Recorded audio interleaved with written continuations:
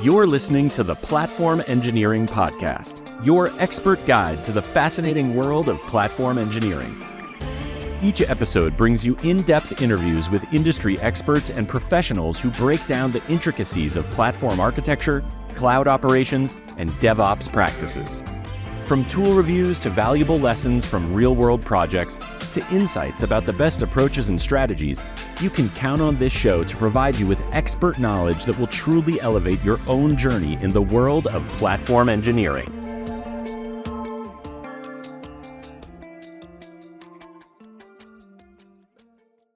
Hey everybody, welcome back to the Platform Engineering Podcast. I'm your host, Corey O'Daniel, and today I have with me Joe Vasallo. So funny thing is, he's the Senior Director of Platform Engineering at TAG, but we've had to reschedule this call so many times that not only has his job changed since we originally met, but we've actually met in real life.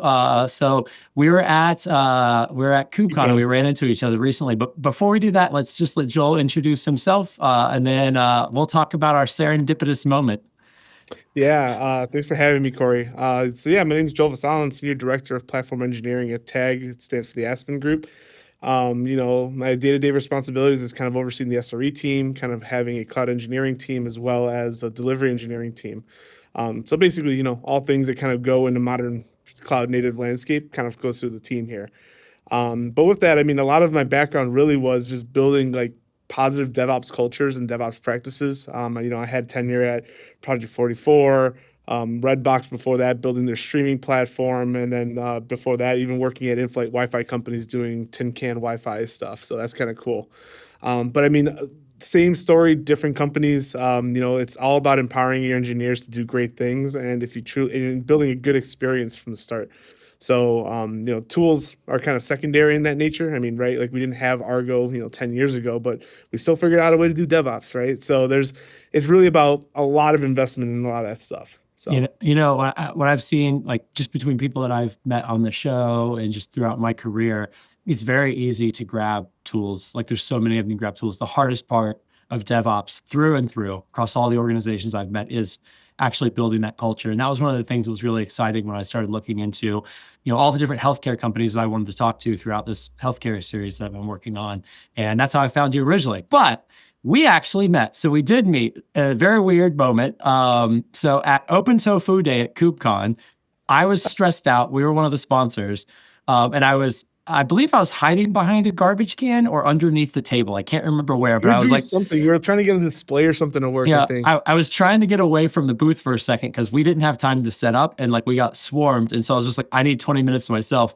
I duck, and then we hadn't met in person. The only thing I'd ever seen was your face with that giant sword, which I also want to hear about. We'll have to see if we can splice that in right there. Sorry, Drew. But so all of a sudden I stand up and I see your face and I'm like, I know him from somewhere. I look at your tag, I see your name, but then I see tag, the actual name tag instead of the Aspen Group. I'm like, maybe I don't know him. And I was like, Joel. And lo and behold, you're at Open Tofu Day. So, Sorry. Yeah. So what are you doing here? And then you were also one of the first people on Trash Ops, which was also very fun. So we kicked off Trash Ops. I wasn't ready for that, by the way. Sorry. It was awesome. It was just the fact that you somehow got Kelsey to be on that too was crazy. That's awesome. Yeah. Oh my gosh, that was pretty funny. It hit it's so funny. I feel like when I was talking to people throughout KubeCon doing Trash Ops, it's I'd meet somebody, I'm like, oh, this person's gonna have some really funny stuff. And then they were like Angel Ops. They just nailed no, I don't do that. No, I don't do that. And then Kelsey's just oh yeah, I did everything wrong just to ship stuff. I'm good with it. It was so funny, talking to him about that. But let's talk a little bit about KubeCon. So before we hop into all things platform engineering, you're the first person I've gotten to chat with post KubeCon. How was your KubeCon experience? It was better than anticipated. So obviously last year I was here in Chicago, so I was like, oh, it's gonna be hard to top that because Chicago, it's my home, that's where I live. So, but honestly, it was an awesome experience. New venue, obviously gonna be a thing, but I think this year, I think it was finally I know we got a lot of AI stuff and stuff, but it felt like first year where I felt oh, I can actually help somebody with this problem. Like, it wasn't LLMs and like, the type in a box and an image pops out. It was more like actually figuring out how to architect and build and support data teams and data and ML stuff. So that was good to see. And then, I mean, on top of it, all the other stuff like Istio was awesome. Solo and like that whole company is like huge now. Like, Oh it's yeah. so bigger than what it was with with its the gateways and stuff like that too, and Glue Gateway. And then Prometheus too. So I don't know. I felt like this year I finally got to tickle a lot of my parts of the brain where it's like engineering focused, which is Yeah. awesome to see. So you're on the official track or the hall track? I tried to like do a little bit of both. So like I would try and dedicate my mornings depending on when I got there. So to be like, all right, I'm gonna go to a few talks. But then like kind of the afternoons were just like, all right, 3:00 hits. How do I kind of network with people, see where I'm gonna be with the night, talk with people? Because really like, I mean, that's the second part of KubeCon that really the people don't talk to. It's like, hey, this conversation is good. You want to go grab dinner? Hey, are you going to that event later? It's like, no, I'm going to this event. Oh, cool, I'll go with you to that event too. And just you just openly talk about like day in the life of you get so many people from companies like Nvidia, Apple, Google, Netflix. All these people are just there from the event, and you kind of just have a place to talk shop. It's awesome. That's the reason I love KubeCon personally.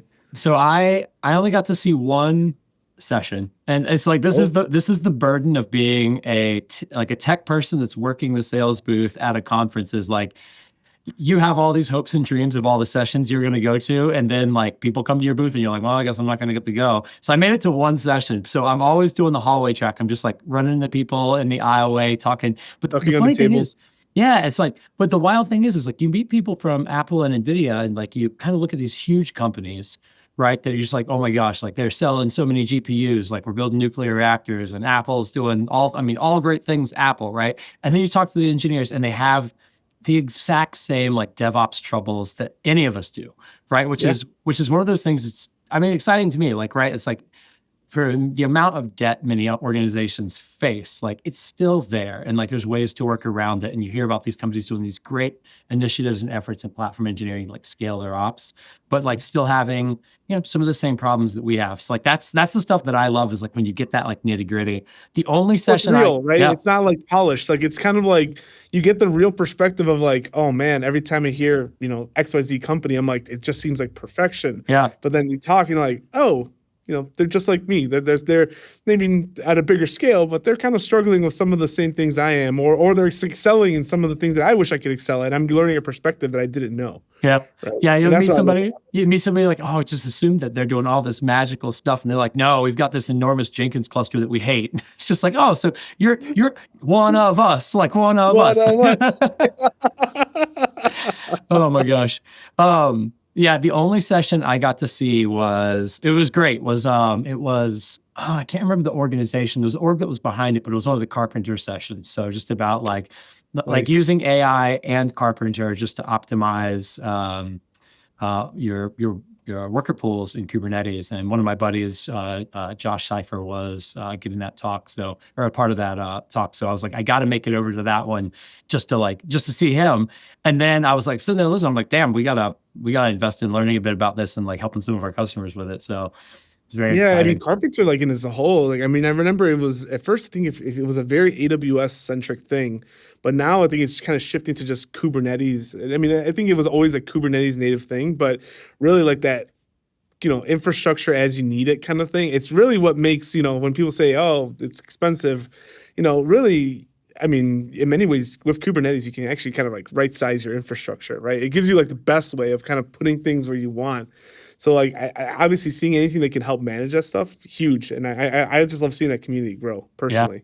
I was excited to see it come out of AWS and like get adopted elsewhere. It was one of those tools that when I first saw, I was like, oh, this is cool. Yeah. Great for AWS customers. Like, how do we do something equivalent elsewhere? And like being able to see it kind of get adopted across all the major hyperscalers was exciting. Definitely something to check out if y'all aren't familiar with it. But so one of the reasons I wanted to talk to you is, my background is healthcare. So I was originally a HIPAA security analyst decades ago, and I know the pains of getting good budget in operations and DevOps and, the being tied to legacy infrastructure. And so when I first started working on the series of like how people got to platform engineering, I wanted to kind of go back to my roots and talk to a bunch of people that are in healthcare companies that are seeing success, like building out platform teams. And that was one of the things that was really attractive about reaching out to you. So I'd love to learn just, a bit about, the Aspen Group, like how you got your platform initiative started there. And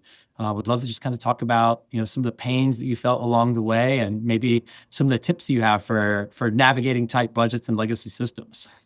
Yeah. Gosh, now I'm gonna have to rewind the clock back 3 years ago. I've been here 3 years, almost 3.5 years now. That's But honestly, that's like, legacy experience right there, fellas. I know it feels like I just joined, but it's the same time, like, it's kind of crazy because you learn so much. I mean, I think the first thing I'll say is like within healthcare, the interesting thing is it's a lot faster paced than I thought it would be. Even I've worked in some regulated industries, but like it's the pace of innovation that was always kind of like the interesting kind of component. I first joined, I was like, oh, healthcare is going to be kind of, annual releases. Certainly you can get there, but I think really it's what you build and how you like build like a secure architecture. I mean, you also have to remember that the reason things are kind of slowed down or do things go in a slow way isn't because like, you have to do like quarterly, monthly, annual releases. There's no like law that says you have to do that. It's really like, what do you feel comfortable delivering in the sense that you're delivering an initiative for your customers, whether that be your internal customers, external customers, developers, like, corporate customers, right?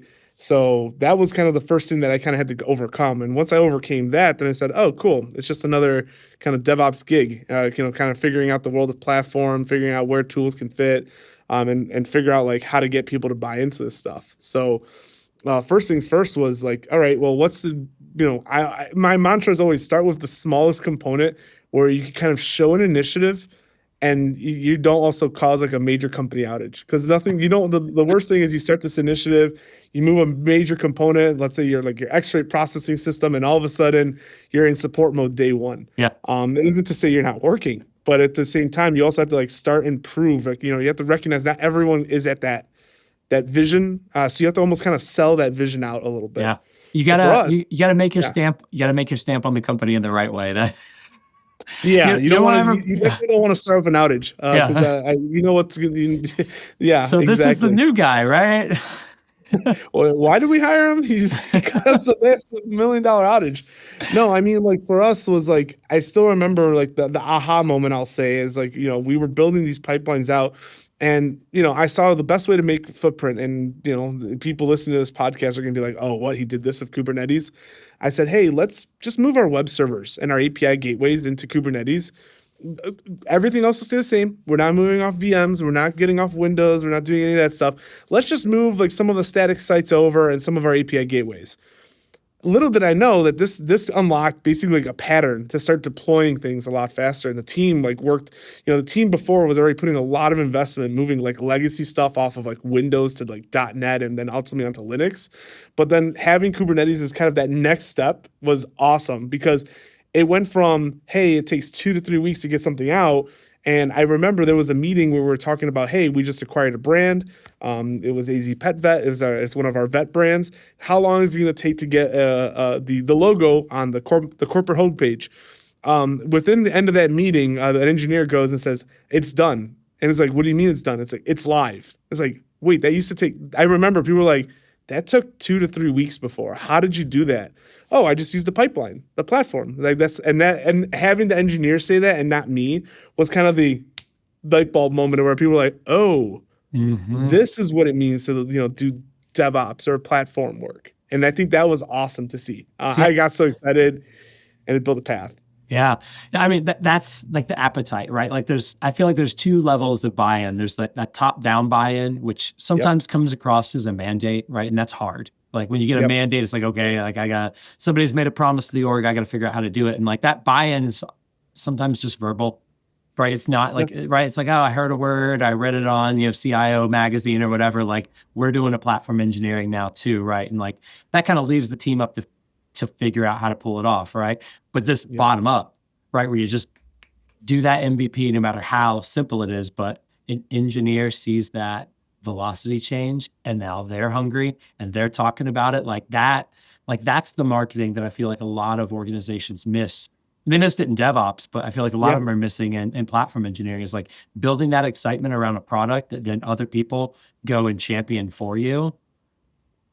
That feels It like the sells a right way lot. to, yeah, There's a lot more people that could go to meetings and present things than just me or my team, right? yeah, Especially because when you could just, for me, like I always judge an organization's health on a journey when the conversation is not, hey, when is that change going out? What is this? It's more about the impact of that change. The methods of delivery, that's the boring part. Like who cares? Like, I mean, we certainly care about when changes are going out, but not to say, hey, we don't trust our base infrastructure enough to say we can deploy whenever we want or whenever we feel is the right call. Maybe that's a better way of wording that. But I think when the conversation shifts to conversationally about the functionality and the improvements versus like the minutia of getting something out in the world, you're starting to mature. Like yeah, that's usually like when I start, like my lens is like, all right, cool. People are now talking about API changes, contracts, things that like a developer cares about versus hey, is this gonna be on the third week release to get this out? Like, it's kind of just a built-in thing, right? And that's really what the platform you got to build. yeah. And I think for many orgs, right, like there's numbers. We all have numbers and metrics and whatnot, right? But I think that when you see people just talk about the efficiency and it leaves the engineering team, right? Like that is a place that's hard for operations, DevOps, platform engineers to get recognition. Like I can't come along and be like, hey guys, hey business side, we deployed Kubernetes. What do you think about that? And they're like, I'm not Greek. I don't even know what that means, right? But when the PM is like, yo, my team's moving a lot faster than your team because we're doing this, like Yep. that's organizational understanding, right? Like that is, I think, that glimpse of DevOps working when other people can brag about it without necessarily being full of buzzwords and numbers that people don't necessarily understand. Yeah, and I think to that point, like, the example I mentioned earlier about like launching a website, again, people are like, you do Kubernetes for the web server? Like, you're crazy. That's insane. Like, there's kind of a whole little subculture of people is like, it's only meant for like high compute. At the end of the day, if you right size it enough, especially at an enterprise scale, it's all about the efficiencies you gain that are not like dollars on compute. It's the dollars on the time wasted. If it wasn't in this, it would be some multi-spanning auto-scaling group of web servers, and you have to patch Windows servers versus containers, right? There's a whole lot of other things that people have to consider. It's not just like using that. But I think that example, it was great, but it was very much like I used the word DevOps earlier, and I think DevOps still very much exists. But it wasn't a platform, right? Like having a pipeline in Spinnaker to click a button and deploy, great. But I think what was lacking out of that is the platform. And platform for me is like experience that the engineer gets. So with the first example, you click a button, you deploy. One thing out, one thing in, one thing out. But I think the value of a platform is, all right, now what guardrails do I have? Do I allow my engineers to declare the size of their cluster? Do I let my engineers declare the environment variables that they need? That wasn't in V1. A lot of that stuff was kind of the hard-coded components of the pipeline, and some of those pipelines still exist. So we're not. I'm not saying like here I am, perfect healthcare pipelines, but people have to realize there's a path from proof of concept to delivery to ultimately like getting things out there into the world. And don't get lost in the perfection. One of my old managers says, "Perfect." I mean, it's not his quote, but don't let perfect be the enemy of good. Yeah. Right. I mean, every single one of those things that you do, right? If you're increasing that developer velocity, that's great, right? But at the same time, like if you're tied to some horrible release cadence as the ops side of the house, right? And you have a lot of work to get that out. These little tiny things that create more space for you, like that's a feedback loop that's great, right? Like now you have more time that you didn't have last week, right? So now Yeah. you can improve on that little improvement that you've made, right? And like that's where I think the seeds of a good platform come from, right? Like you start with something simple, but now you got that organic buy-in, you got that grassroots, you got a little more time for you got a little more time for a dev, right? So like how, Yeah. yeah. So how do you move on I from was just there? Oh, sorry. Yeah, no. I mean, it's about like and expanding that culture too, because like I mean, I think a lot of people see it, and I know we briefly talked about this like at KubeCon, but a lot of people say like it's almost like they go to the CNCF landscape and they like go shopping. It's like check, check, Yeah. check, check, check, check, check, and it's like great. You have a whole list of tools, but like, what's your end user's experience? Like, are you just giving YAML to engineers and saying, hey, go figure out how to do, auto scaling inside of Kubernetes, or hey, go figure out how to do OPA policies and define them in some sort of arbitrary repo? Like, the goal, at least for me, has always been architect that away. And it's actually something like, Kelsey kind of mentioned in one of his early talks, was architect things away, not because the engineer doesn't understand it, but because they shouldn't need to, right? Mhm. I'm the biggest fan, and everything that we do is an open core model. If an engineer wants to give me free work and say, hey, I think if you make this a variable, I can expand upon that. Great. Send me a pull request. I'll still review it. We have open source internally in the sense that it's not open to the public, but open within our nature. If people want to contribute a fix or review how things are done, by all means, but that's not the expectation. I don't want like someone's boss to say, hey, this person's spending 3 days of their week figuring out YAML files. Like, Yeah. no, that is not the goal of like whatever, anything that we're trying to do. Yeah, I feel like that's one of the things that's really hard too, because we're all hobbyists, right? It's like, okay, Yeah. let me put down this work keyboard and pick up my other loud keyboard to start working on my fun side thing, right? Like we always want to learn stuff, right? And so you can take an engineer away from the product that they're working on and have them learn as much ops stuff. I'm sure they want to. I mean, some of them do, some of them definitely don't. But like, what Yeah. is the best service for the business, right? And like, the reality is, like, I feel like I've seen this with a lot of like larger orgs that are kind of, they'll be a little bit afraid of like taking away from engineers. Like, well, if we take that option away, what if they need more IOPS? And it's like, well, a lot of people use a pass and they don't even have that functionality exposed to them and they're fine, right? So it's like, Yeah. it's all about finding that right level of abstraction, like you said, for your team, right? And if somebody comes along and they're like, hey, like something's not exposed that I need, like that right there, that to me is like the perfect essence of DevOps collaboration. That conversation, that PR that comes in, that person's learning about that system, not having that system, and the maintenance of that system forced on them, right? They're opting to come out and like try to help with it, right? And I think that's even like a good way to like find the engineers that are going to be a part of your platform team, right? Because a lot of times you're starting this initiative from the ops side, right? And now I need developers to work on this thing to start building more automation around it. So like going from that grassroots to that executive level sponsorship, that can be like quite a leap. Yeah. Like how did you start navigating big. that path? Like you got people that are excited, it's starting to scale out across the engineering org. How do you take that next step to we're actually going to have a platform team and we're going to go from not just working at the Aspen Group to what you're doing now, which is building a platform across your Provide entire brands. portfolio of products. Yeah. Mm-hmm. Yeah, I mean, I think the biggest thing from there is, when you can sell the repeatability of what you deliver, because by doing so, you make what you've built like so common, and well understood that the first few weeks of kind of learning a new thing kind of are problematic, but after they kind of learn it and they kind of get on it, that engineer, that person could in theory go look at something else on another brand, or another resource can go work on another product. You're basically kind of leveling up everyone along with it too.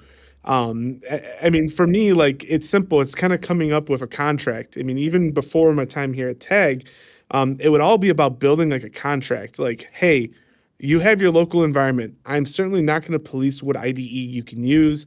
I'm not going to police what tools you can install, right? But at the end of the day, I want the contract to be simple. If you could build a container and it could run, I could deploy it. Like, so then from there it goes, okay, cool. I built a container, but then what is that path to delivery, right? It's kind of like that artifact-minded the promotion process, and it's not just like code, right? We're talking about feature changes, launch, things within feature flags, and even like infrastructure as code. What's that method of artifact bundle to kind of get that progression, and then visualize it, and then you can layer in all your processes, because that's really what gets that buy-in. When you start saying, hey, security team, you know how you said we should be doing this every time we deploy, but it's kind of a manual script. Well, guess what? We can enforce that. And maybe we don't block things, but at the very least, I can guarantee you anytime someone deploys, you're going to get this. For me, one of the biggest wins is, it's a tale as old as time. DevOps is seen as kind of the antithesis of change control and stuff. Like, oh, they're going fast. There's not going to be no way of tracking what they do. No, if you do it right, you should audit everything. Anything that occurs within a pipeline, I can go to a change engineer who kind of is really more on an operational side saying, I can tell you down to the millisecond that that change occurred in production. And that way, when you get that report or there you're looking at your monitors and your dashboards, when you see that that time correlates, you should be able to say, oh, it was that change that occurred at this time. And because I have such a great audit trail, I can actually track what was that change and what went into it down to the git commit. So that's awesome.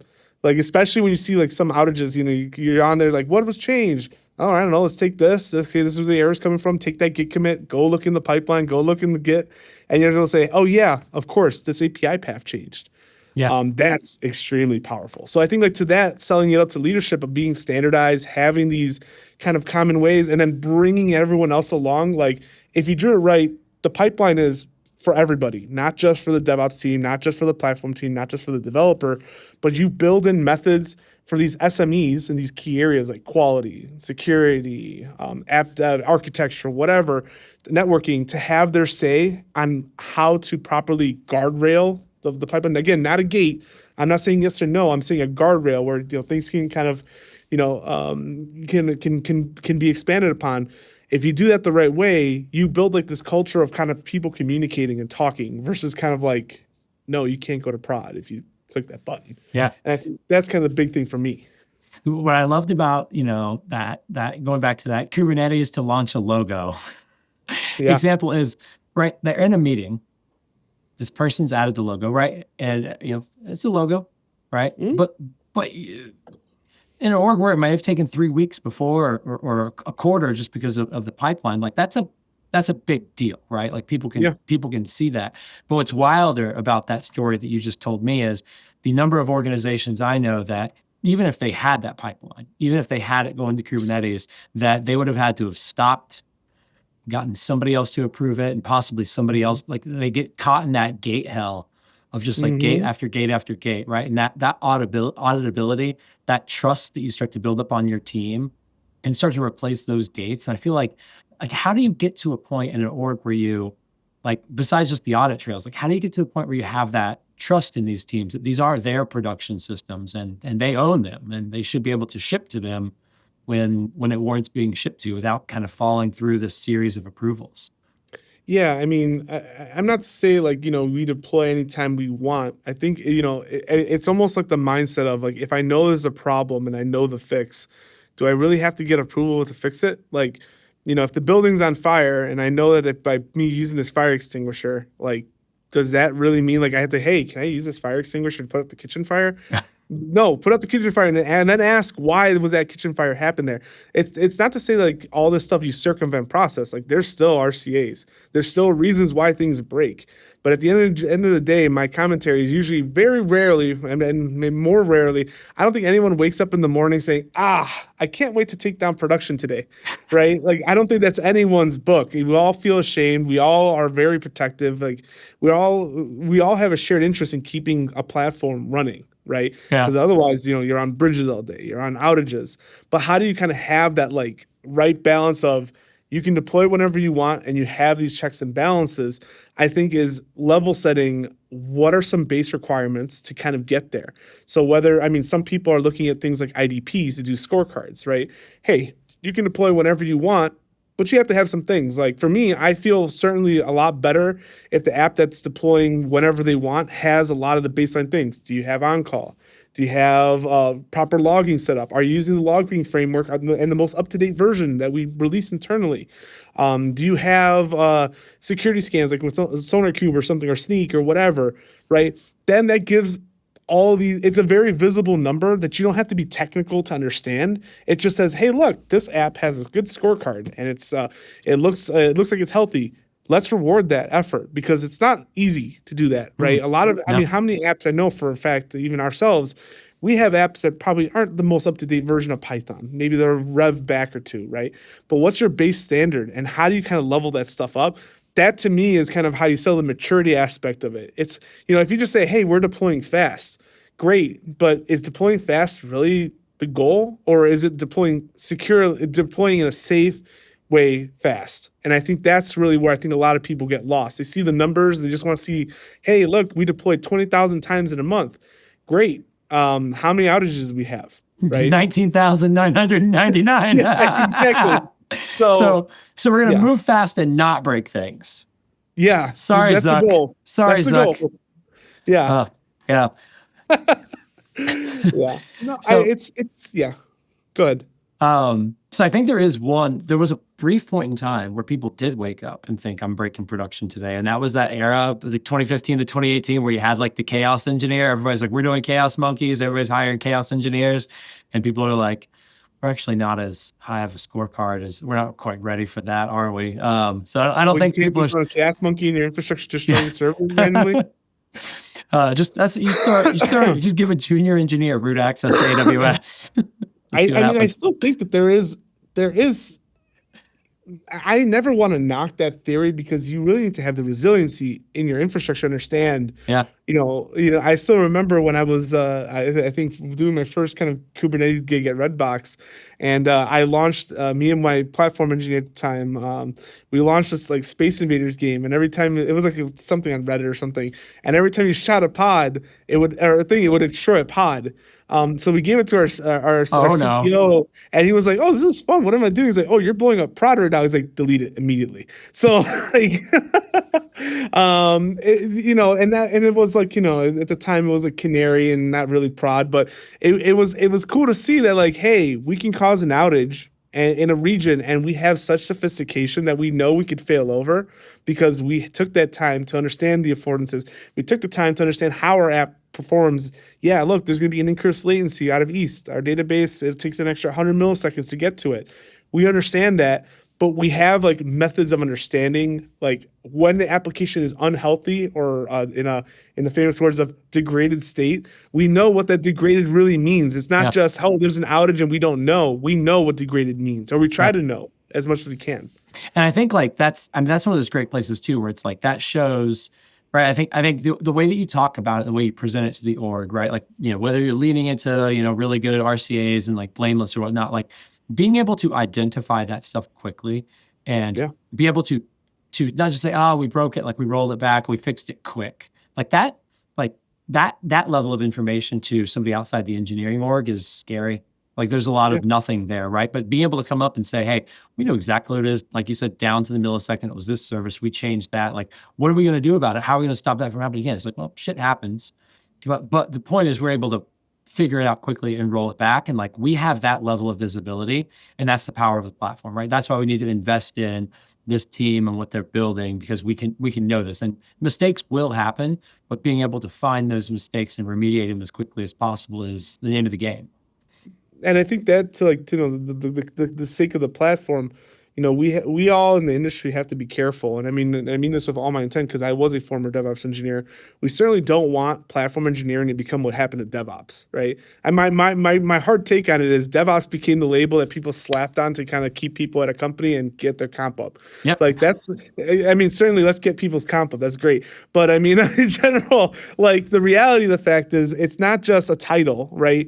The goal, it's an initiative and a goal that we're trying to build, and that experience has to take into account all these things, because then from there it's kind of like the next level of maturity, right? You're not just saying, hey, we're doing Jenkins or we're doing Circle CI and now we have automated click of buttons. Like, no, it's really an end-to-end experience. Like what makes things like, what makes people gravitate towards like a Shopify or a GoDaddy? It's easy, it's simple. Now, I'm not saying that those are the most code friendly. I would say like they're very easy to get started with, but how do you kind of take that same concept, but for the technical audience, and build it so, I don't have to worry about that component. Logging recommendations, I already have it. Environment variables, those are already kind of provided to me.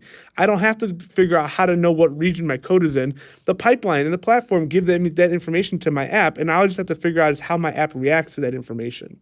So like declarative delivery and, dynamic configuration, figuring out the functionality. For me, it's make the platform so appealing that if an engineer and an engineering team truly want to go off the beaten path, they better have a good reason for it. Because one, they're not going to get support. I mean, they're going to be out there on their own, but make it so compelling that you don't want to use any other solution. Yeah.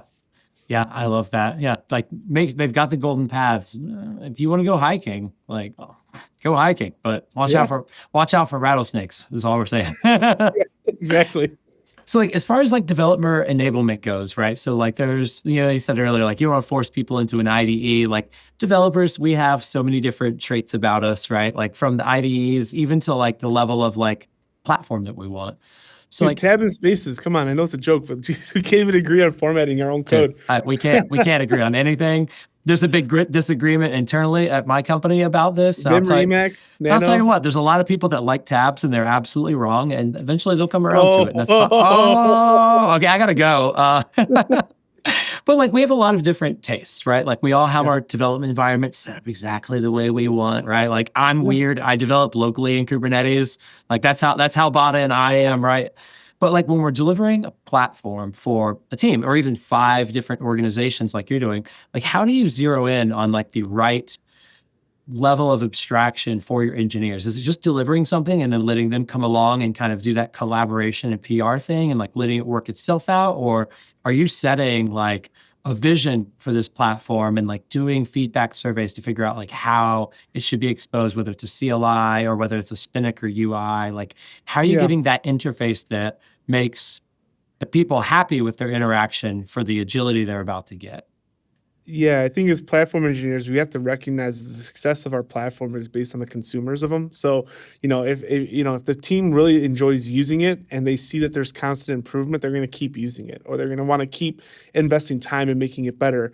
I think for me, it's always when you get into like the sophomore phase of like a pipeline or a platform, it's really like, hey, the prescribed way of, hey, we're doing Kubernetes, we're installing some, Google Cloud Fun, and we're doing this.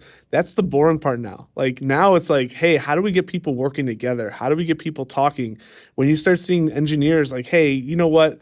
We need to talk about a shared component on this that scales across all of us because we don't want to figure out logging 20 different times. I certainly don't want to have to figure out Serilog drivers in .NET ever again if I don't have to. Right. So like figuring out Lost, that's lost me at .NET. Sorry, guys. hey, .NET Core is actually, .NET proper now is actually pretty good. It used to be .NET Core. It's actually not bad. You took me back to my banking era briefly, and I had a minor heart palpitation. You should look at .NET 8 and .NET 9. Trust me, I come from the land of Python, Go, and Java from before, but I mean Java in itself is in kind of its world right now. But I think like as a whole, like it's actually good. But that being said, like figuring out how we work together, that is really kind of the big thing. So like for me, where I kind of draw the line is like certainly like we can try and enforce things like at a developer level, but really if you do the platform right, those pockets of engineers or that leadership should be able to then build upon the platform to extend that to their own side. Like I don't want to be the one to tell a manager or a VP like, hey, your team can't do this because they're not following the platform. The platform should be extensible enough that it should take that requirement. Hey, you know what? We build a lot of things with open feature, so maybe that way we can continue using different, frameworks like LaunchDarkly or whatever, and it gives us control. Hey, instead of doing things natively with Splunk logging, we'll use something like FluentBit to send logs to Splunk, right? But those are functionalities and platforms that the engineers can extend upon. So then that way they can have that conversation and take it to their own world and then kind of expand upon that. So to me, that's kind of the value of what I see platform engineering. It's not just the pipeline to deploy. That's kind of that's table stakes. Like your platform has to be able to deploy things effectively and have enough features and functionality. But when people and teams can then take that and then have those internal conversations and then figure out what a team standard is going to be, like, hey, the payment team is going to use Python, and Python is our support language. Here's our processes. Here's our rituals. That to me is really awesome because that again is expanding upon what a platform really is. So what I really like about that approach is, right, like you're building this base level, right, and you're actually kind of giving people like just the Fluent Bit example, right? We'll do Fluent Bit and we'll send it to Splunk. That's what we do. But like you almost have this like level of extension in your platform where it's like, hey, we support the Fluent Bit, right? Like so. The thing that's wild about teams, and I'm assuming this just gets even more complicated as you spin up to 5 different orgs. Like I've seen plenty of companies, it's like we have one product, but we have 8 teams, and the requirements of those teams are very different, right? Yeah. And so you have this one team that comes along, maybe it's the payment team, right? And maybe they have a tool that for whatever reason is spitting PII out in the logs, and they don't own the tool, right? They've bought it, right? And so like Yeah. now, if you've kind of forced them into like, hey, this is where your logs are going to go, right? And it's like logs seem like such an afterthought to so many platforms. Like it's awesome hearing that like that's your level of abstraction, because I know companies right now where they're sending logs to a place they don't want them to go because that's the way the platform team works, right? And to be able to say like, hey, you know what? I love that I've got this base level of abstraction for our logging, but I can't send them to Splunk because for this one service because we don't own it. There's PII just dump into the logs. Like I need something else, or I need to maybe put in, a plugin S3 or to scrub dump it in a bucket for now until I can figure out what I need to do right? with it later, right? And, Yeah. and that little thing right there is something that like if you're not designing for it, you're not thinking through it, like that's the thing that pulls that person off of your golden path, right? And so Yeah. now, like if you've forced them into making a logging decision that they don't like, you've kind of just forced them into making a whole bunch of operational decisions they're definitely not going to like when they're trying to support and probably recreate 95% of what you've done just so they can get this one service logging the way they need. I mean, I think that as a whole, to your point, it's like if you do it right, it's a feature and functionality. Like for me, it gives an engineer where they can just say, I don't know, the platform does it, right? If it recognizes some of these apps have different regulatory compliances, right? When someone in an auditor says like, hey, how do you do logging in that application? Hey, we have a standardized way, it's the platform. Hey, it's a standardized way, it's the platform. Hey, it's a standardized way, it's the platform. One, it shows a pretty solid level of maturity. It's not like, hey, I'm just writing out the standard out and pooping it into a bucket. Like, no, there's a process. And then when they ask the platform team, so hey, how do you do logging? Well, it depends. For PII, some apps we don't log PII, so we filter it out with this mask. Here's our pattern. Here's our path. Generally speaking, we also have things like, hey, we have to have auditability and long-term logs for XYZ components.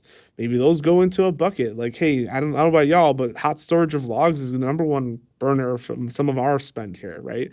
And then certainly in other orgs too. So how do we kind of meet that regulatory compliance of, hey, you need to be able to go back 3, 4, 10, 15, whatever number you get from your organization that you decide, but also try and keep some level of cost effectiveness, right? And that's where you kind of get that features and functionality, right? So cost is another one that is interesting, right? Because I feel like a lot of orgs get that cost like whenever it comes through the cloud, right? Like how are you thinking about cost across your 5 orgs at like the team level? Are you kind of surfacing that information to individual teams, or are you more focused at like the org level and like their general cloud spend? Yeah, I mean, generally speaking, I alluded to it earlier with like environment variables, but that also extends to like tags and labels and standardization. Like I like to think that in general, most organizations kind of go through this like kind of shift, especially when they start going to the cloud. Hey, we need to run it. So they see data center costs versus cloud. Great. But if from there you're able to then break down that cost by org, by vertical, by team, by if you can somehow person, right? You can then start seeing like what is the most expensive line items and how to kind of pivot. Because like for me, like most orgs where I walk in, I just see the cloud spin and I'm like, holy crud, that's either very high or what level of rigidity do we have? Do we have any standardization there? So for me, like we have all these kind of like tags and labels applied to things. It's just a matter of the question. So then you can then say, hey, how much was AWS for this brand from this month to this month? You can start breaking that down. Again, it's more so from us, doing the right thing, due diligence in terms of this cost. And it's always improving. I mean, we don't have like the perfect levels of tags and functionality. We certainly have things that we've kind of like, oh, we should have tagged it this way. We should have added this label. But I think like that is something very important. Even like as you're building your pipeline and your auditability, consider that too, because that's all going to come back, especially when you start talking about the maturity. Because remember, once this like kind of train keeps moving and people are going fast, it's going to be fast. Like for us, like it went from, maybe 1 to 2 to 3 apps. And now we're close to like 60, 70 apps across all. So like it went from like 0 to nothing in like a year and a half, almost 2 years. And Yeah. And you get that network effect too. Like as you start to roll out your cost tooling, like you do it once and boom, like 5 organizations now, or like 10 teams, 20 teams now have this information available to them.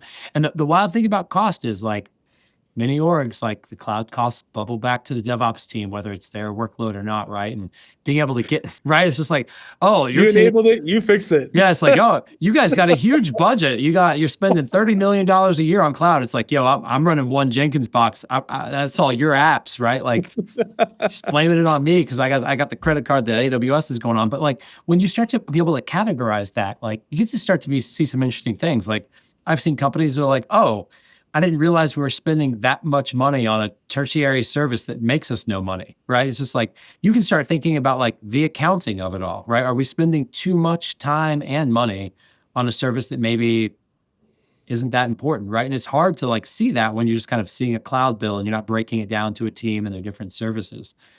Yeah, and I would even say that like this kind of goes back to the maturity comment of, when you hear like SRE teams and SLOs and SLIs, you can even take this. There was a slide that I saw the other day from there was a Google SRE training, and it kind of talked about the levels of availability and kind of how you come up with your nines. A lot of us kind of, I know I'm certainly guilty of it in previous roles, like where I'm able to say, yeah, we're 99.99% available. And like, was there any science behind that?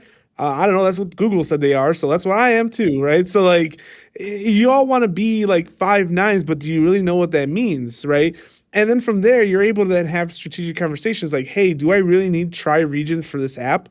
No, if it's down for an hour, it's probably like a $5,000 loss. Like, yeah, we could figure that out. Let's maybe get that app down from 3 regions to 1, right? Yeah. I'm not, but within one region, I want it to be multi-AZ. So like maybe that's my level of availability. But then you have other apps that like, if it's down for a minute, we lost $10 million. I'm just putting some fictitious number out there. So in your best interest is that thing should be the highest cost in your infrastructure. But then ultimately, like, what are you doing to kind of like level set that in terms of availability, right? So I think like there's kind of like a knob that isn't just like shut down and delete VMs or tag things, right?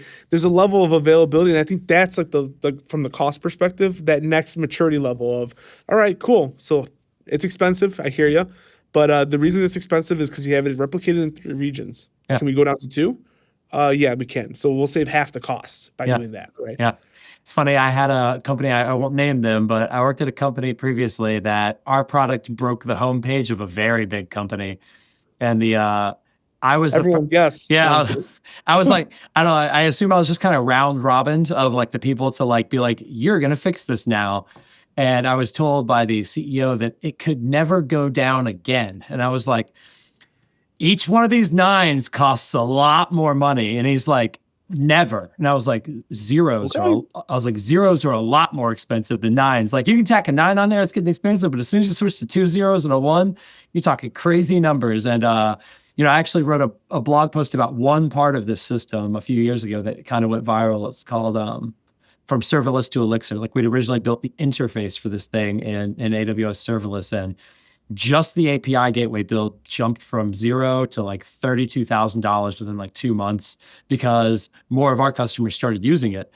More of them wanted this more resilient system than the one that we'd had before that. And that was just the API gateway. The Elasticsearch behind it was like, I think it was about $200,000 a month or something like that. It got very expensive very quickly. AWS costs, you're going to have Duckbill and Corey Quinn here soon. I know. He's going to be like, hey, all right. Corey Quinn is, he's great on Twitter because he's like such a big champion in the AWS community, but he loves ragging on it. API gateway, what are you guys doing? This is crazy. Well, it's funny because like it was like all of a sudden it was like, okay, we've gotten to like, we can't guarantee 100%. It's hard to do, but like we've got enough stuff in place. Like those 9s are like way out there. And all of a sudden I get an email about a month later. It's like, maybe we can tone down those 9s a bit. And I was like, that's what I was trying to tell you. It's like we spent for 3 seconds in a year. Yeah, it's like we spent more money on these 9s than we had a financial SLA. So with the customers, it's like we spent more money on these 9s than we had to pay out for an outage. It's like, yeah, accounting, bro. Like, you got to do it sometime. Awesome. Well, I really appreciate the time today. This was super fun. Before we go, I would love to know, like, where can people find you online? And is there anything that TAG needs help on? Is there any open source projects you guys are working on, you want eyes on? Are you guys hiring? Yeah, Yeah, no. So if anyone wants to find me, I'm just Joel V on X, and I'm also Joel Vasallo on LinkedIn. So find me there. Though you can't miss me. I think the sword that he talked about earlier, I'm the kind of crazy guy with the sword in my profile picture. So that's me. But no, yeah, I mean, the Aspen Group is always looking for great opportunities. We certainly have a lot of development kind of occurring from, .NET to Python to even some apps being in React and JavaScript frameworks right now. There's so many of them. So. But yeah, we're always looking and expanding. So I would always encourage folks to check out the company. And then really the biggest thing is just keep, focusing on the community folks out there. That's the biggest thing. Like the whole reason the CNCF stuff kind of is where it's at. There's a whole organization behind it, but focus on building a community, focus on getting out there, focus on talking, because that really is what drives what we do in our day. So that's for sure. Awesome. Well, everybody, thanks for tuning in. It's been great having Joel with us today. I was so fortunate to meet you in real life. I can't wait to, as soon as I'm in Chicago, I'm tracking you down in a fun way. That was not any sort of threat. We're going to get a deep dish. We'll get some deep dish and then I'll pair it up with some Malort. So we'll be fine. Oh my gosh. I just heard about this over the weekend. It's one of my friends is from Chicago, and I was told that it is the worst alcoholic beverage ever, but it's apparently like becoming a thing. Like a meme-worthy drink that people are doing? Yeah, when I went to Utah, and in closing, I went with a bottle of Malort for one of my friends who lives in Utah. And I said the two things of this are, one, I had to check a bag to bring this here. And two, I had to spend $20 to give it to you because you'll never drink it again. Yeah. And he took one sip of it and was like, this is the worst thing. And he poured it out. I was like, yep, that's kind of what I figured. There's this little thing that happens at Elixir Conf where there's a small group of people that all get together and they bring alcohol from where they're from and they have like a little party. That's cool. I feel like there needs to be one for KubeCon, and you can just wreck the party by bringing Malort. Me and a co-organizer from my local GDG community here in Chicago, we've done that before, and we haven't been invited back, so maybe that's a side. Yeah. Well, I'll tell you what. Thanks for having me. I really appreciate being on the podcast, and thank you. Yeah, you're definitely getting invited back here. I love talking with you today, and this is the last episode in the healthcare series, so super fun one. It's been really awesome talking to so many healthcare companies, kind of going back to my roots, seeing how much the world's changed in 20 years. The next series I'm going to be working on, if anybody's listening, is kind of goes hand in hand with Trash Ops, but it is just nightmare production stories. So if anybody's listening and you've got a great story, we can bleep out names, we can bleep out companies. Please reach out to me, Corey. Witness protection, voice modulator. There's going to be so much editing. Drew's going to love all of this. He's going to have a blast with it. But if you've got nightmare production stories, go ahead and reach out to me, Corey at massdriver.cloud. And thanks so much for tuning into this episode. And thanks, Joel.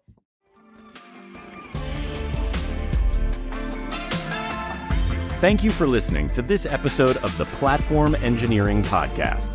Have a topic you would love to learn more about? Let us know at Corey@massdriver.cloud. That's CORY@MASSDRIVER.cloud. Catch you on the next one.